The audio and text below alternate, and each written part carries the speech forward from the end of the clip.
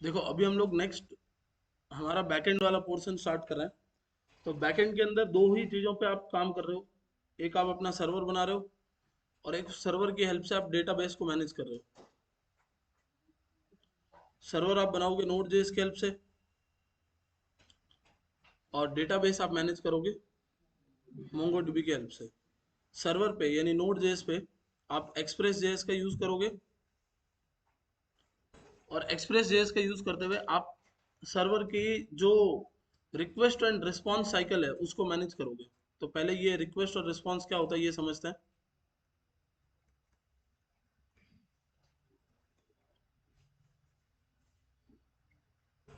आज कहाँ रिमोट कहाँ चला गया एसी फैन ये रहा।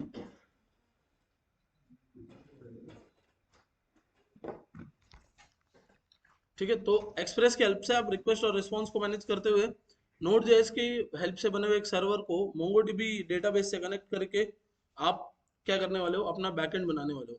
तो बैकएंड पे आपका जो काम है वो क्या है? बैकएंड पे मेजरली आपके दो काम्स हैं, लॉजिक्स बिल्ड करना, ठीक है, और उन लॉजिक्स की हेल्प से बनाना एपीआईज। ओके, अब इससे इसको समझने के लिए सबसे पहले ये समझते हैं कि एपीआई होती क्या है। ठीक है, तो देखो एपीआई यानी एप्लीकेशन प्रोग्रामिंग इंटरफेस।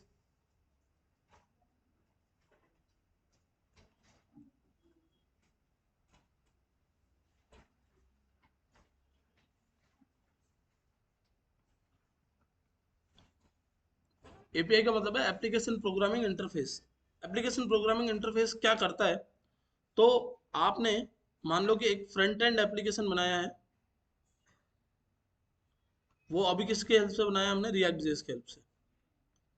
इसी का एक मोबाइल एप्लीकेशन बनाया है हमने, वो हमने किसी और लैंग्वेज से बनाया होगा। मान लो कि लैंग्वेज का नाम है कॉटलिन से बनाया है, ठीक है, मोबाइल ऐप है। फ्लटर से बनाया होगा, रिएक्ट जेएस से बनाया आपने फ्रंट एंड। और ये डेस्कटॉप एप्लीकेशन आपने बनाया एक, ये मोबाइल ऐप है, ये वेब ऐप है, ये सारे फ्रंट एंड ही कहलाएंगे, ठीक है। इन सबको आप फ्रंट एंड ही बोलोगे चाहे तीनों में से किसी की बात कर रहे हो। और आपने डॉट नेट की हेल्प से बनाया एक डेस्कटॉप एप्लीकेशन। डॉट नेट एक फ्रेमवर्क है, उसकी हेल्प से आपने बनाया डेस्कटॉप एप्लीकेशन, ठीक है। मोबाइल ऐप, वेब ऐप और डेस्कटॉप एप्लीकेशन, ये तीनों चीज़ें आपने बनाई है। अब इन तीनों चीज़ों को मान लो कि ये कोई फ्लिपकार्ट का ही एग्जांपल ले लेते हैं। तो फ्लिपकार्ट का ही वेब ऐप है, फ्लिपकार्ट का ही मोबाइल ऐप है और फ्लिपकार्ट का ही डेस्कटॉप एप्लीकेशन, तीनों चीज़ें फ्लिपकार्ट की है। अब फ्लिपकार्ट इन तीनों के लिए अलग अलग सर्वर्स तो बनाएगा नहीं। Server one, server two, server three, ये तो पॉसिबल नहीं है। नहीं तो क्या करना पड़ेगा, एक ही टाइप के प्रोडक्ट को तीन बार अपलोड करो, मतलब तीन बार डालो। प्राइस चेंज करनी है तो तीन बार प्राइस चेंज करो। कोई भी सेल लेके आनी है तो तीनों पे लगाना पड़ेगा कि सेल आ रही है, कितने परसेंट डिस्काउंट है, क्या है, वो तीनों पे इम्प्लीमेंट करना पड़ेगा। तो ये तो पॉसिबल नहीं है कि तीनों के अलग अलग सर्वर्स हों। तो सर्वर हमेशा क्या होता है, एक ही होता है, सेंट्रलाइज होता है सर्वर हमेशा। सर्वर हमेशा क्या होता है, सेंट्रलाइज यानी एक ही होता है। और जो अगर एक ही है तो किसी एक पर्टिकुलर प्रोग्रामिंग लैंग्वेज के अंदर बना हुआ होगा। जैसे हम लोग बनाने वाले हैं इसको नोड जेएस की हेल्प से, ठीक है। अब जब सर्वर को फ्रंट एंड पे, सर्वर यानी बैक एंड की बात हो रही है,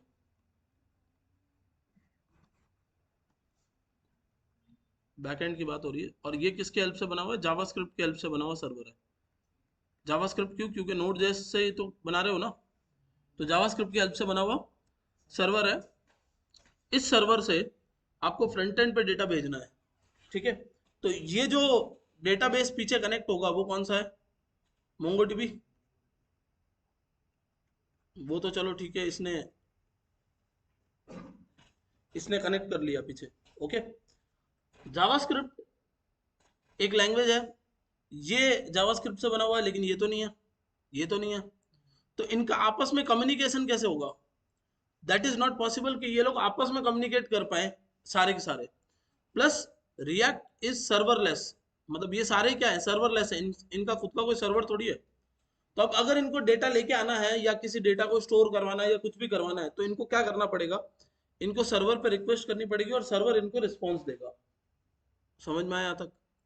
इनको क्या करना है, सर्वर पे रिक्वेस्ट करनी है और सर्वर इनको वापस से रिस्पॉन्स देने वाला है। चलो, तो ये रिक्वेस्ट कैसे करेंगे सर्वर पे, तो उस रिक्वेस्ट को करवाने के लिए हम बीच में बनाएंगे एक एपीआई। एपीआई यानी एक एप्लीकेशन प्रोग्रामिंग इंटरफेस। इंटरफेस का मतलब होता है एक ऐसी जगह जहां दो लोग मिलते हैं, ठीक है। और एप्लीकेशन प्रोग्रामिंग यानी एप्लीकेशंस का किसी प्रोग्रामिंग लैंग्वेज के बीच में ये एक तरीके का क्या है, इंटरफेस है, जहां पर किसी भी एप्लीकेशन को किसी प्रोग्रामिंग लैंग्वेज से कम्युनिकेट करना हो तो आराम से कम्युनिकेशन हो सकता है। एपीआई समझ में आया क्या होता है? अब एपीआई को, ये एपीआई कैसे दिखती है, तो जैसे समझ लो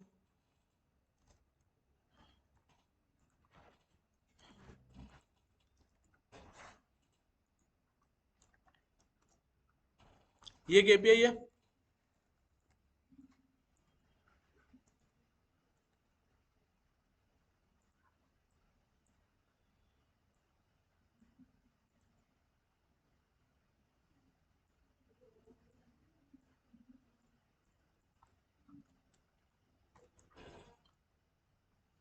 उसकी साइज कैसे कम होती है?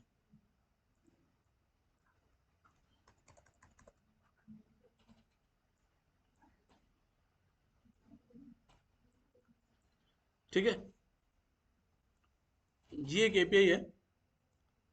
अब आपका फ्रंट एंड एप्लीकेशन क्या करता है, इस एपीआई पे डेटा फैच करने के लिए रिक्वेस्ट करता है। फ्रंट एंड एप्लीकेशन क्या करता है, रिक्वेस्ट इस एपीआई पे। ओके, ये एपीआई क्या करती है, ये एपीआई जाती है सर्वर को बताती है कि क्या ये एक रिक्वेस्ट आई है, मतलब कि फ्रंट एंड से इस तरीके की क्या आ रही है, एक रिक्वेस्ट आ रही है। अब बैकएंड क्या करता है, इस रिक्वेस्ट को समझता है कि रिक्वेस्ट किस चीज के लिए आ रही है, किस तरीके की रिक्वेस्ट है, क्या डेटा मांग रही है या क्या डेटा लेके आई है, ये सारी चीजें समझता है। और फिर सर्वर उस रिक्वेस्ट को आगे ले जाता है, अपना कोड जो भी है लॉजिक चलाता है और उस रिक्वेस्ट के बदले वापस बना के देता है एक रिस्पॉन्स। क्या बना के देता है, एक रिस्पॉन्स बना के देता है। वो रिस्पॉन्स जो भी इस एपीआई को कॉल कर रहा है उसके पास अपने आप चला जाता है। जैसे कि समझ लो अभी मैंने इस एपीआई को कॉल किया था किसकी हेल्प से, ब्राउजर की हेल्प से, ब्राउजर के पास आ गया। समझ में आ रहा है?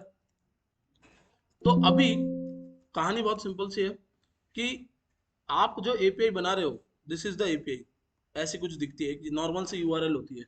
आप उस एपीआई को क्या कर रहे हो, बैकएंड से बनाओगे, फ्रंट एंड वाले को दोगे, फ्रंट एंड वाला उस एपीआई पे क्या करेगा, रिक्वेस्ट करेगा, वो रिक्वेस्ट सर्वर पे जाएगी, सर्वर उस रिक्वेस्ट को पढ़ के क्या देगा, रिस्पॉन्स देगा, और वो रिस्पॉन्स वापस किसके पास आ जाएगा, फ्रंट एंड के पास आ जाएगा। Is it clear?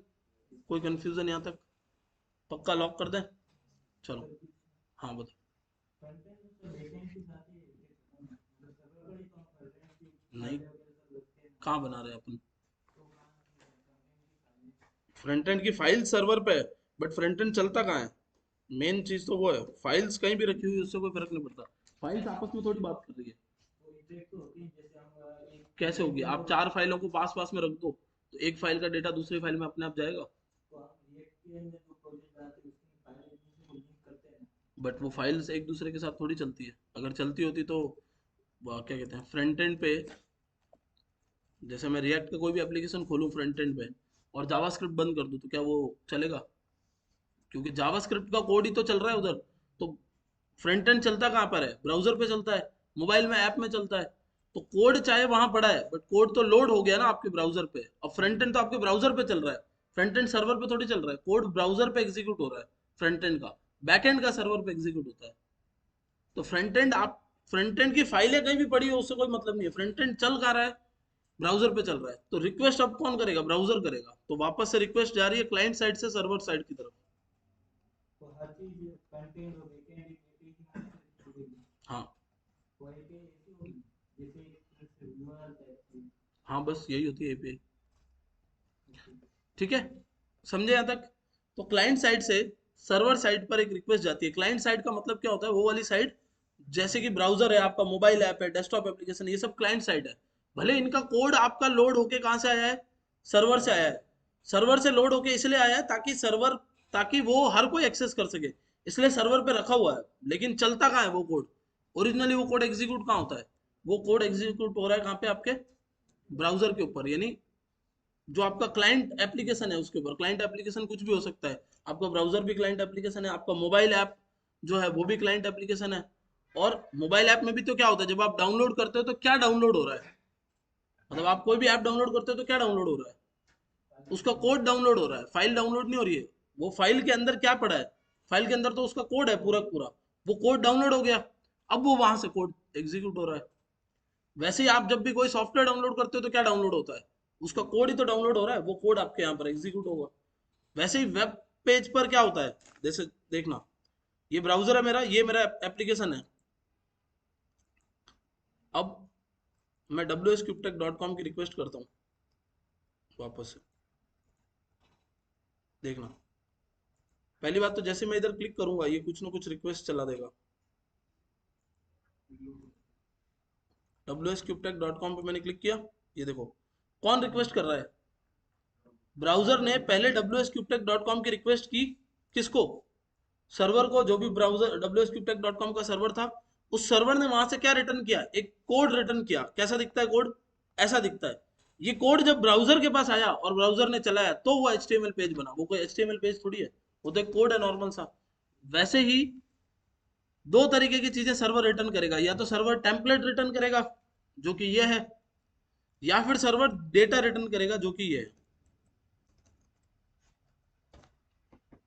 या तो सर्वर क्या रिटर्न करेगा? एक टेम्पलेट रिटर्न करेगा, या फिर सर्वर क्या रिटर्न करेगा? एक डेटा रिटर्न करेगा। टेम्पलेट रिटर्न करेगा तो वो वेब पेज कहलाएगा, और डेटा रिटर्न करेगा तो वो एपीआई कहलाएगी। है तो यूआरएल ही दोनों। अगर इस यूआरएल ने टेम्पलेट रिटर्न किया तो ये वेब पेज हो गया, बस इस यूआरएल ने आपको डेटा रिटर्न किया तो ये एपीआई हो गई।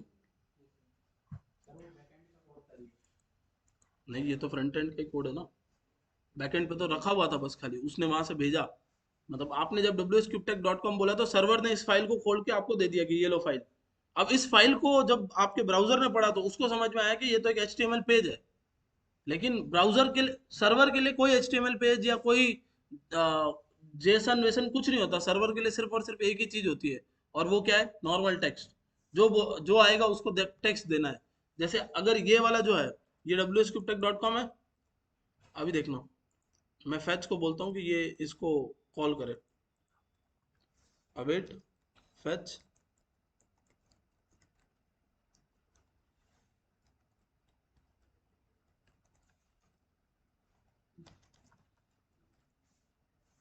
एक गड़बड़ कर दी।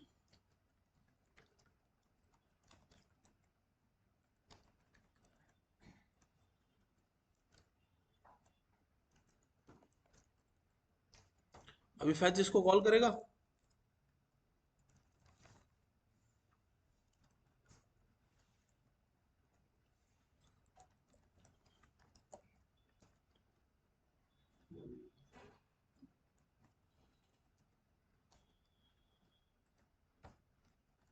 और अगर मैं आपको कंसोल लॉग करवाता हूँ डी को, तो वैसे डी में कुछ आया नहीं होगा, क्योंकि डी इसको पढ़ने की कोशिश कर रहा था। बट अगर आपको मैं सिर्फ रिस्पॉन्स दिखाता हूँ, चलो इससे सबसे पहली वाली लाइन चलाता है।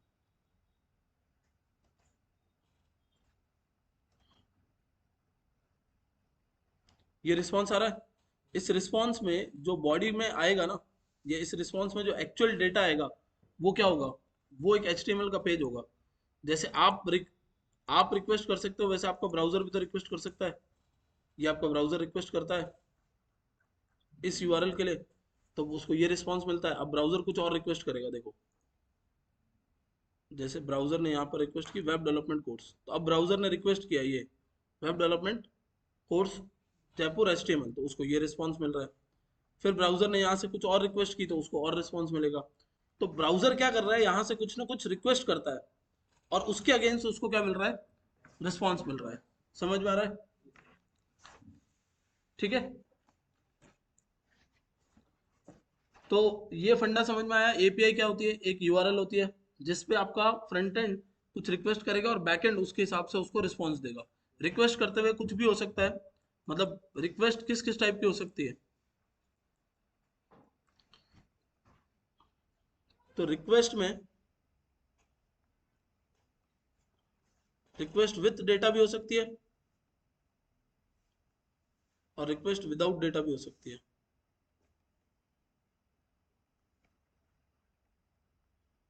विथ डेटा का मतलब है कि आप यहां से कुछ लेके जा रहे हो, जैसे एग्जांपल के लिए और देखना अच्छे से।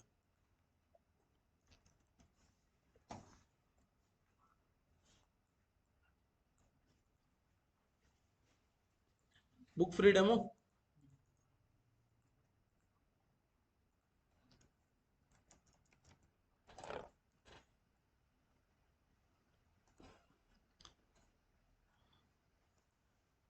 सबमिट किया, एजेक्स डॉट पीएचपी पर एक क्या गई है, रिक्वेस्ट गई है। और यहां से अगर आप यहाँ देखोगे तो पेलोड में क्या क्या गया है, पेलोड में गया है नाम, नंबर, फिर country code, email address, request किसके लिए किया है, कौन से सेंटर के लिए किया है, कोर्स की आईडी क्या है और इंक्वायरी क्या है। ये सारी चीजें यहाँ से एक एपीआई लेके गई। कौन सी एपीआई, ये वाली एपीआई। wscryptech.com जब आप खोलते हो तो एक वेब पेज है, but slash Ajax dot P H P क्या एक एपीआई सर्वर है, यानी एक एपीआई यूआरएल बन गई है। तो यूआरएल्स दिखती एक जैसी है, उनमें कुछ फर्क नहीं होता। अगर कोई यूआरएल आपके लिए वेब पेज रिटर्न करता है तो वो वेब, मतलब अगर कोई यूआरएल आपको एचटीएमएल का कोड रिटर्न कर रहा है तो वो वेब पेज है। अगर कोई यूआरएल आपको जेसन का कोड रिटर्न कर रहा है या फिर अगर कोई यूआरएल आपको नॉर्मल रिस्पॉन्स दे रहा है तो वो एक एपीआई है। समझ गए? यहां तक समझ में आ रही है कहानी? ठीक है। अब ये आपको पता चल गया कि आपको बैकएंड पे क्या करना है, लॉजिक्स लिखना है और एपीआईज बनानी है। बट ये एपीआईज बनेगी किसकी हेल्प से? तो ये एपीआईज बनाने के लिए आप एक्चुअली क्या मैनेज करने वाले हो, डेटाबेस मैनेज करने वाले हो। ठीक है। जब आप डेटाबेस मैनेज करोगे तो आप डेटाबेस पे 4 ऑपरेशंस करोगे। सबसे पहला होता है क्रिएट, फिर है रीड, अपडेट और डिलीट, जिनको प्यार से क्रट ऑपरेशंस बोला जाता है। ठीक है। क्रिएट, रीड, अपडेट और डिलीट, ये 4 ही ऑपरेशंस हैं दुनिया में, सब कुछ इसी के थ्रू मैनेज होता है डेटाबेस पे। ठीक है। लेकिन इससे पहले डेटाबेस क्या होता है, कोई बताएगा?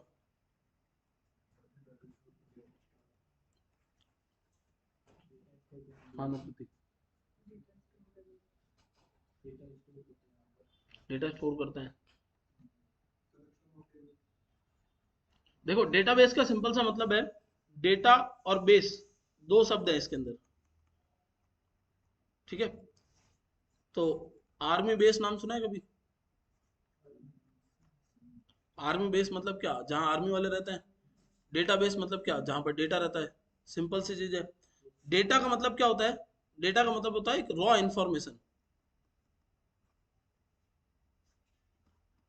डेटा क्या है, एक तरीके की एक इंफॉर्मेशन है, मतलब कोई ना कोई अ, जैसे कि समझ लो एक यूजर की डिटेल्स है, नेम, उसकी एज, उसका जेंडर, उसकी ईमेल आईडी, उसका फोन नंबर, ये सब क्या है, एक तरीके का डेटा है। ठीक है। जैसे अगर किसी की डीओ भी पड़ी है तो एक तरीके का क्या है, डेटा है। उस डेटा को प्रोसेस करके आप क्या बना सकते हो, एक इंफॉर्मेशन बना सकते हो। तो ये जो आपके पास पड़ा है डेटा, यानी डीओबी में मैंने मान लो कि डेट ऑफ बर्थ लिखी हुई है 10।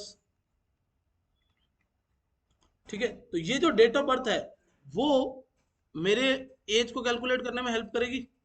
तो डेटा का मतलब क्या है, एक तरीके की इंफॉर्मेशन जो हमने स्टोर करके रखी हुई है। जब इसी टाइप के डेटा को हम एक जगह पे स्टोर करते हैं, बहुत सारे डेटा को, तो वो जगह क्या कहलाती है, डेटाबेस कहलाती है। ठीक है। यहां तक समझ में आया? अब डेटाबेस जो टर्म है वो तो आपको पता चल गई, डेटाबेस मतलब कि जहां पर बहुत सारा डेटा रहता है।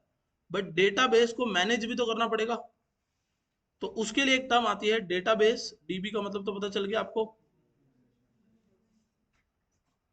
Management system. ऐसा सिस्टम जो क्या करता है, डेटाबेस को मैनेज करता है। ठीक है, डेटा डेटा को स्टोर करने के लिए आपको क्या चाहिए? डेटाबेस चाहिए। उस डेटाबेस को मैनेज करने के लिए आपको क्या चाहिए? एक सिस्टम चाहिए, जिसको क्या बोला जाता है? डेटाबेस मैनेजमेंट सिस्टम बोला जाता है। अब डेटाबेस को मैनेज करने के दो सिस्टम हो सकते हैं, मैन्युअली या ऑटोमेटिक या सॉफ्टवेयर बेस्ड। ऑटोमेटिक तो नहीं बोल सकते, सॉफ्टवेयर बेस्ड है ये।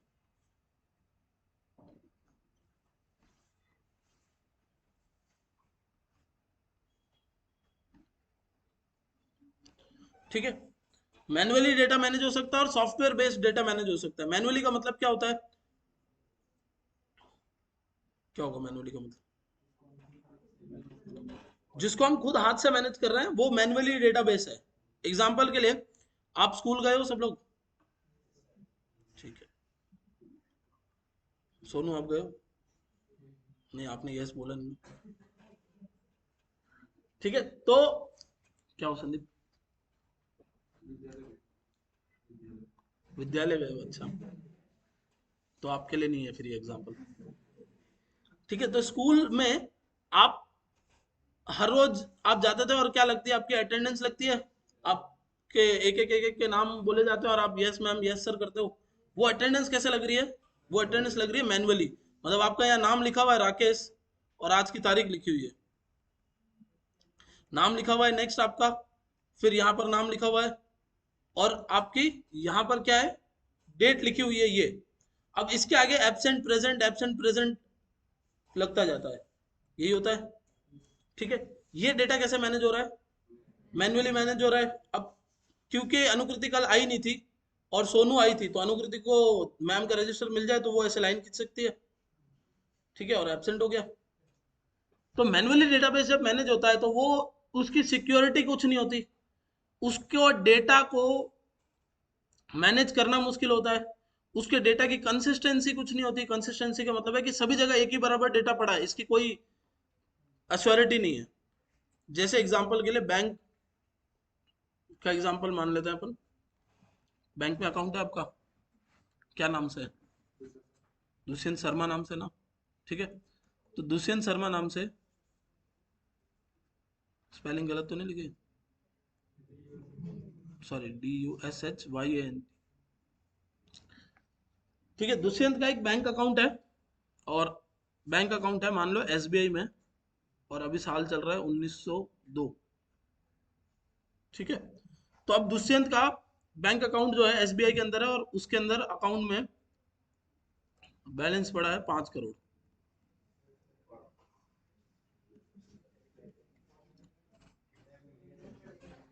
देखो, मुझे छोटे फिगर्स याद नहीं आता इसलिए। ठीक है, तो बैलेंस क्या पड़ा है? 5 करोड़। अब 5 करोड़ ये अकाउंट में है, और दुष्यंत की ब्रांच ए जगह पे भी है, बी जगह पे भी है, और सी पे भी है, और ये लोग डेटा मैनेज कर रहे हैं किसमें? रजिस्टर के अंदर। तो दुष्यंत ब्रांच ए में गया और बोला कि 2 करोड़ रुपए निकाल के दे दो अकाउंट में से। तो इनके पास ये मेन ब्रांच थी। ठीक है, तो इनके पास रजिस्टर में एंट्री थी कि भाई 5 करोड़ है, -2 करोड़, तो 3 करोड़ बच गए। ये इस रजिस्टर की कॉपी इनके पास भी थी और इनके पास भी थी। यहाँ क्या लिखा हुआ है? 5 करोड़। जैसे अमिताभ बच्चन बोलते हैं ना, वैसे। अच्छा, अब 7 हो गया है, बहुत पहले 5 था। तो 5 करोड़ ये क्या है? एंट्री उनके पास पड़ी है। दुष्यंत ने यहाँ से 2 करोड़ निकाल लिया, इधर गया और बोला कि 2 करोड़ दे दो। यहाँ से भी निकाल लिए, इधर भी जाके निकाल लिए 2 करोड़। तो दुष्यंत ने टोटल कितने निकाले? 6 करोड़, और अकाउंट में कितने थे? 5 करोड़। क्योंकि डेटा मैन्युअली मैनेज हो रहा था, तो इसकी वजह से गड़बड़ क्या आई कि वो डेटा वहीं मैनेज हुआ। अब वो रात को इसको डेटा देता, बट तब तक दुष्यंत फटाफट गया और दूसरे वाले अकाउंट से भी, मतलब दूसरे वाले ब्रांच से भी निकाल के आ गया, क्योंकि वो लोग तो रात को बैठ के एंट्री मिलाएंगे। अब हर एंट्री के बाद तो बंदा भाग के जाएगा नहीं दूसरे वाले ब्रांच पे, क्योंकि समझ लो 20 किलोमीटर 15 किलोमीटर दूर दूसरा वाला ब्रांच है, तो वो हर एंट्री के बाद तो जा नहीं सकता ना। तो इस वजह से, क्योंकि डेटा गड़बड़ था, तो इस वजह से 6 करोड़ रुपए अकाउंट से निकल गए और थे 5 ही करोड़। तो एक एक्स्ट्रा निकाल लिया। ठीक है, बट ये गड़बड़ क्यों आ रही है? क्योंकि डेटा कैसे मैनेज हो रहा था? मैन्युअली मैनेज हो रहा था। अगर यही डेटा मैनुअली मैनेज ना होके 2023 में यहां से दुष्यंत ने निकाले 5 करोड़, ठीक है। तो इन सब का एक क्या होगा, सर्वर होगा, सर्वर से कनेक्टेड होगा डेटाबेस, जो कि किसके बेस पे मैनेज हो रहा है, सॉफ्टवेयर के बेस पे ऑटोमेटिकली मैनेज होता है। यहां से इधर, यहां से इधर, यहां से यहां, सब कनेक्टेड है, सबका डेटा कहां पड़ा है फाइनली, डेटाबेस में। इनके पास कोई एंट्री नहीं है, ना इसके पास कोई एंट्री है, ना इसके पास कोई एंट्री, खाली बैठे चाय पी रहे हैं और बोल रहे हैं कि लंच के बाद आना, ठीक है। एसबीआई है ना, आपने एग्जाम्पल नहीं देखा, ठीक है। तो अभी सर्वर पे डेटा मैनेज हो रहा है, ठीक है, और डेटा मतलब डेटाबेस से मैनेज हो रहा है, लेकिन सर्वर उसको हैंडल कर रहा है। तो अब यहाँ पर दुष्यंत ने बोला कि सबसे पहले दुष्यंत ने आके बोला कि 2 करोड़ निकाल के दो, तो सबसे पहले ये बंदा जो बैठा है वो क्या करेगा, दुष्यंत के अकाउंट नंबर डालेगा और एंट्री चेक करेगा सर्वर पे, सर्वर जाके डेटाबेस में चेक करके बताएगा कि हाँ भैया 5 करोड़ पड़ा है, तो 2 करोड़ दे दो, तुम्हें क्या दिक्कत है। तो दे दिए, कितने बचे, 3 करोड़। सर्वर में जाके 5 करोड़ थे, अपडेट करके कितने कर दिए, 3 करोड़। अब दुष्यंत यहाँ गया और यहाँ से निकाले 2 करोड़, तो ये चेक करेगा सर्वर पे, तो सर्वर बता रहा है कि 3 करोड़ पड़े, 2 करोड़ दे दो, तुम्हें क्या दिक्कत है। 1 करोड़ बचे। अब यहां जाके 2 करोड़ निकाल सकते हो, नहीं निकाल सकते हो, क्यों, क्योंकि अब सारा का सारा डेटा कहाँ मैनेज हो रहा है, सेंट्रलाइज एक ही जगह पे मैनेज हो रहा है। ये होता है सॉफ्टवेयर बेस्ड डेटाबेस, और ये है आपका मैनुअल डेटाबेस। मैनुअल डेटाबेस मतलब ऐसा डेटाबेस जिसको कॉपी किताबों की मदद से मैनेज किया जा रहा है, रजिस्टर की हेल्प से मैनेज किया जा रहा है। बट सॉफ्टवेयर बेस्ड डेटाबेस मतलब ऐसा डेटाबेस जिसको किसकी हेल्प से मैनेज किया जा रहा है, सॉफ्टवेयर की हेल्प से, मतलब कोड की हेल्प से या फिर टूल्स की हेल्प से मैनेज किया जा रहा है। जैसे फायर बेस का रियल टाइम डेटाबेस था, उसमें क्या हो रहा था, आप रियल टाइम पे डेटाबेस मैनेज कर रहे हो, आपने अकाउंट चाहे प्रेम के लैपटॉप से बनाया, बट ब्रिजमोहन के लैपटॉप में भी आप अकाउंट लॉगिन कर सकते हो। क्यों, क्योंकि आप लोकल स्टोरेज में थोड़ी कर रहे हो, लोकल स्टोरेज में कर रहे होते तो कोई फायदा नहीं था, बट आपका वो डेटा कहाँ गया, सीधा फायर बेस के रियल टाइम डेटाबेस में गया, और वहां से वापस आके कहीं पर भी हजारों जगह यूज कर लो बोले। नहीं, फायर बेस नहीं होगा, अब अपन पूरा खुद बनाएंगे, मतलब जो फायर बेस से हमने करवाया था वो काम अब पूरा खुद करेंगे अपन। यहाँ तक समझ में आया। तो डेटाबेस जो है वो कैसे मैनेज हो रहा है अब, सॉफ्टवेयर बेस्ड। और सॉफ्टवेयर बेस्ड डेटाबेस को मैनेज करने के लिए दो चीजें आपको चाहिए, मतलब दो तरीके से डेटाबेस मैनेज हो सकता है। पहला जो तरीका है उसको बोला जाता है रिलेशनल डेटाबेस,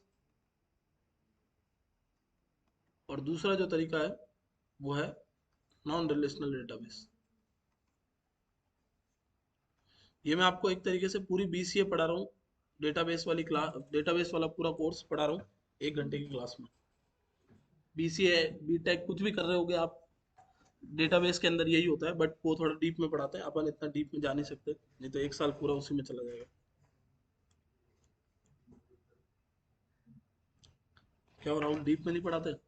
अरे आप बीजीयू से हो ना, हम लोग क्या कहते हैं नेक्स्ट वीक ये वेनेसडे को उधर एक वर्कशॉप के लिए आ रहे हैं, 7th को। कौन से ईयर के हो आप, तो सेकंड ईयर। नहीं नहीं, ऐसे नहीं, हमने तो बीटेक और बीसीए वालों को ही मेनली बोला है कि भाई वही लोग आके ज़्यादा अच्छे से उसको समझ पाएंगे। चलो, आप जाने से पहले मुझे बताना, ऐसा ना हो कि हमारी ऐसे मेहनत खराब चले। अच्छा, तो क्या कहते हैं, ये क्या दो दो चलाते हैं क्या ये लोग।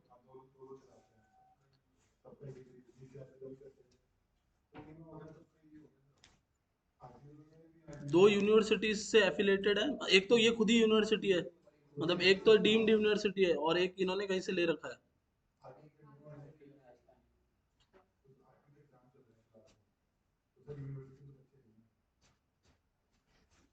नहीं, ऐसे कुछ पोस्टपोन भी हो सकता है। ठीक है, तो relational database, non relational database, दो डेटाबेसेस हैं। रिलेशनल डेटाबेस जो होता है वो डेटा स्टोर करता है टेबल्स के फॉर्मेट में, टेबल्स यानी रोज एंड कॉलम्स,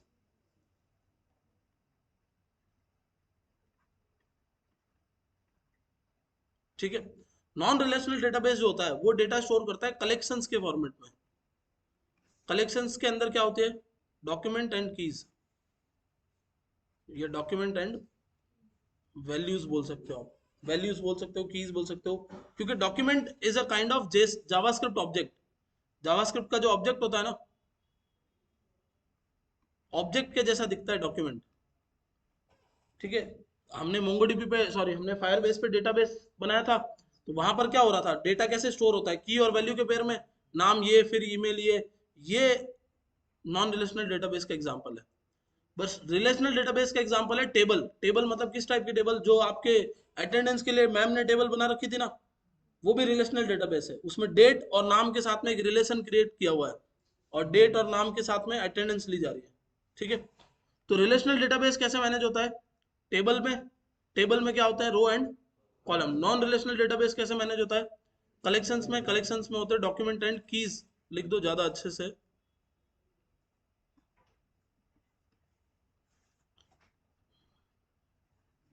ठीक है, हर रो के कुछ कॉलम्स होते हैं, वैसे ही हर डॉक्यूमेंट के अंदर क्या होती है, कीज होती है। और डॉक्यूमेंट कैसा दिखता है, एक ऑब्जेक्ट जैसा दिखता है। यहाँ पर आप, चलो उस पार्ट को तो छोड़ दो, यहाँ पर डेटा कुछ ऐसे स्टोर होता है,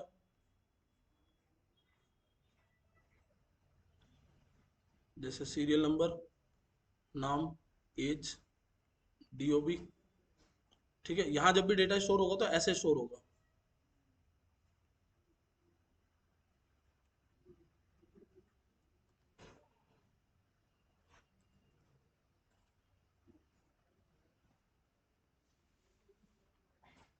ठीक है, बट यहाँ जब डेटा स्टोर होगा तो यही सेम डेटा ऐसे स्टोर होगा।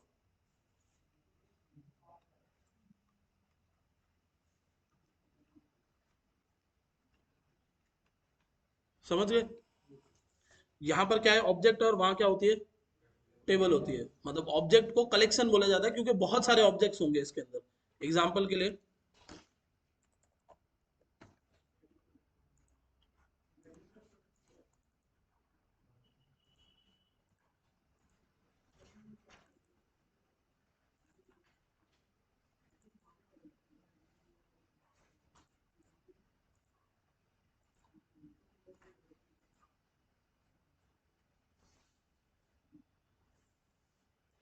यहाँ पर हमने यूजर स्टोर कर रखे हैं। यूजर तो कुछ खास है नहीं, कलर्स स्टोर कर रखे हैं। ये एक कलेक्शन है, ये दूसरा कलेक्शन, सॉरी, ये पूरा एक कलेक्शन है जिसका नाम है कलर्स। उसके अंदर ये एक डॉक्यूमेंट है पूरा, ये दूसरा डॉक्यूमेंट है, और ये तीसरा डॉक्यूमेंट है। हर डॉक्यूमेंट में डेटा स्टोर्ड है, नेम कलर का और कलर का कोड। फिर ऐसे ही कैटेगरीज में जाते हैं, कैटेगरी का नाम, स्लग, उसकी इमेज और सब कुछ ऐसे स्टोर्ड है। इसी चीज को अगर मैं बात करता हूँ कि ये टेबुलर फॉर्मेट में, यानी रिलेशनल डेटाबेस में कैसे स्टोर होता, तो वो देखते हैं एक बार। तो रिलेशनल डेटाबेस का एग्जांपल, क्या इधर से उड़ गया सब कुछ, मान लो कि कैटेगरीज ही देख लेते हैं। ठीक है, तो कुछ ऐसे स्टोर होता है ये डेटा, नाम, description, image, status, created at. But यहाँ कैसे स्टोर हो रहा है, ये टेबल है रिलेशनल डेटाबेस, ये है डॉक्यूमेंट जो कि नॉन रिलेशनल डेटाबेस को रिप्रेजेंट करता है। ठीक है, हम जो पढ़ने वाले हैं वो आपका नॉन रिलेशनल डेटाबेस पढ़ेंगे। रिलेशनल डेटाबेस में आपका माई एसक्यूएल आ जाता है। फिर इस तरीके से आप माइक, सॉरी, क्या नाम है, अपन जो ऑपरेटिंग सिस्टम यूज कर रहे हैं, एम एस एसक्यूएल, मतलब माइक्रोसॉफ्ट का एसक्यूएल सर्वर। हाँ, एम एस एक्सेस, एसक्यूएलाइट, ऐसे बहुत सारे छोटे मोटे, मतलब आपको एसक्यूएल, आप रिलेशनल डेटाबेस सर्च करोगे तो ऐसे बहुत सारे एग्जांपल्स दिखेंगे। वहीं पर नॉन रिलेशनल डेटाबेस जो होता है, उसमें भी सेम ऐसे कुछ एग्जांपल्स होते हैं, जैसे मोंगोडीबी है आपका। ठीक है, ऐसे एक काउच डीबी भी आता है।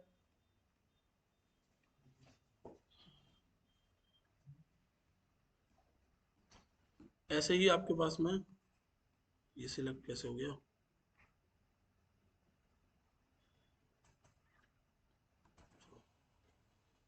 और ऐसे ही आपका जो फायर बेस का डेटाबेस है, वो भी नॉन रिलेशनल डेटाबेस की तरह काम करता है। जो हमें पढ़ना है वो क्या है, मोंगोडीबी। ठीक है,